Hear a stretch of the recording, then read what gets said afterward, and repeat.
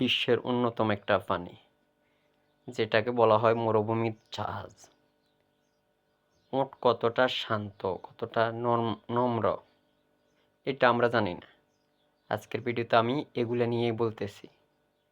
কারণ কি, আমরা তো বাংলাদেশের প্রায় 90% লোককে উটকে ভয় পাই।